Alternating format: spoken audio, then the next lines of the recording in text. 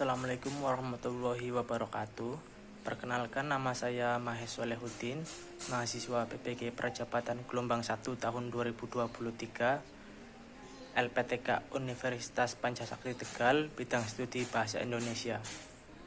Saya akan mempresentasikan tentang best practice saat pengalaman lapangan di SMP Negeri 7 Kota Tegal dengan judul yaitu penerapan gaya belajar untuk meningkatkan hasil belajar siswa kelas 7E di SMP Negeri 7 Kota Tegal. Baik, kita mulai dari latar belakang best practice. SMP Negeri 7 Kota Tegal merupakan salah satu sekolah menengah pertama di Kota Tegal yang memiliki siswa dengan beragam karakteristik dan gaya belajar.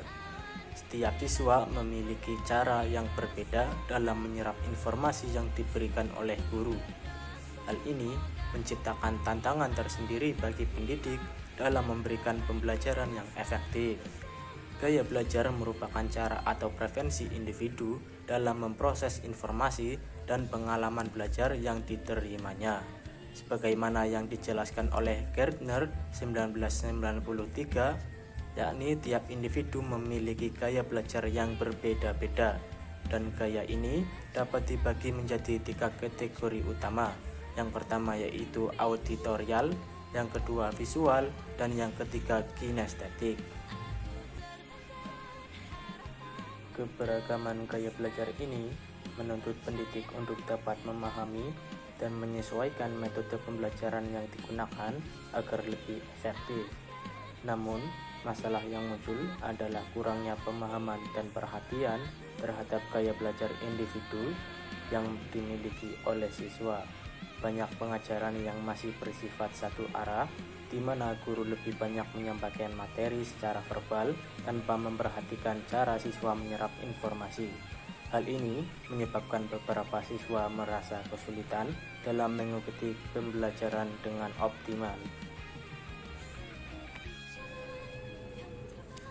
Metode penelitian yang digunakan yaitu menggunakan metode deskriptif kuantitatif dengan pendekatan studi kasus.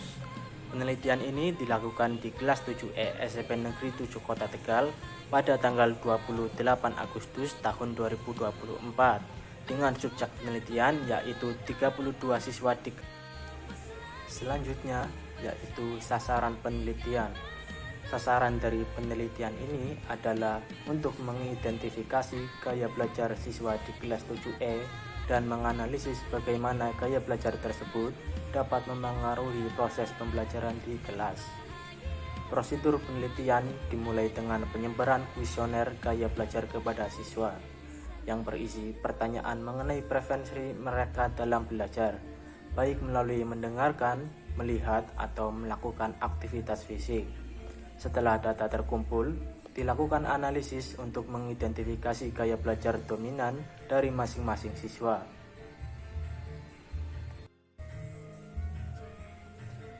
Instrumen utama yang digunakan dalam penelitian ini adalah kuesioner gaya belajar yang berisi serangkaian pertanyaan yang dirancang untuk mengungkapkan gaya belajar siswa. Kuesioner ini berdasarkan teori Gardner 1993 tentang kecerdasan majemuk yang mencakup kategori auditorial, visual, dan kinestetik. Pelaksanaan penelitian dilaksanakan di kelas 7E pada jam pelajaran yang sudah disepakati bersama, yaitu guru memberikan waktu untuk mengisi kuesioner kepada siswa dan selanjutnya dilakukan analisis terhadap hasilnya. Pengumpulan data melalui pengisian kuesioner oleh siswa yang kemudian dianalisis untuk menentukan gaya belajar masing-masing peserta didik.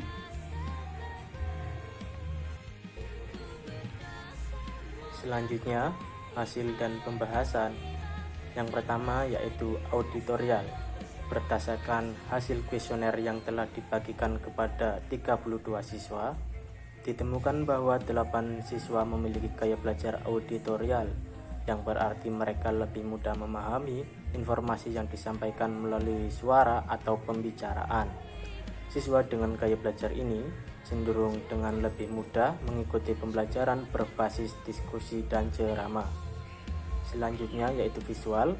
Sebanyak 12 siswa memiliki gaya belajar visual yang mengindikasikan mereka lebih mudah memahami materi melalui gambar, diagram, dan tulisan. Siswa dengan gaya belajar visual cenderung tertarik dengan materi yang disajikan secara visual, seperti presentasi, gambar, dan video. Sementara itu, 12 siswa lainnya memiliki gaya belajar kinestetik, yang berarti mereka lebih menyukai pembelajaran yang melibatkan aktivitas fisik atau praktik secara langsung. Mereka lebih memahami materi melalui pengalaman langsung, seperti percakapan praktis atau demonstrasi. Untuk mendukung hasil tersebut, guru dapat merancang pembelajaran yang melibatkan ketiga gaya belajar ini secara simultan, misalnya dengan memadukan ceramah untuk gaya auditorial, gambar dan diagram untuk gaya visual, serta kegiatan praktis untuk gaya kinestetik. Langkah ini dapat meningkatkan keterlibatan siswa secara langsung dalam kegiatan pembelajaran. Selanjutnya, dari hasil best practice ini dapat disimpulkan bahwa pemahaman tentang gaya belajar siswa sangat penting dalam merancang pembelajaran yang efektif. Dampak positif yang diperoleh adalah meningkatnya keterlibatan siswa dalam kegiatan belajar mengajar. Guru juga lebih memahami cara menyesuaikan metode pengajaran dengan gaya belajar siswa. Namun, tantangan yang dihadapi adalah keterbatasan waktu dan sumber daya yang diperlukan untuk menerapkan metode pembelajaran yang lebih bervariasi. Hasil atau simpulan berdasarkan best practice dapat disimpulkan bahwa mayoritas siswa di kelas 7E SMP Negeri 7 Kota Tegal memiliki gaya belajar visual dan kinestetik. Oleh karena itu, disarankan agar guru menggunakan metode pengajaran yang mengakomodasi tiga gaya belajar tersebut untuk meningkatkan efektivitas pembelajaran. Penelitian ini memberikan kontribusi bagi pengembangan pembelajaran yang lebih berorientasi pada kebutuhan siswa, sehingga diharapkan dapat meningkatkan hasil belajar peserta didik.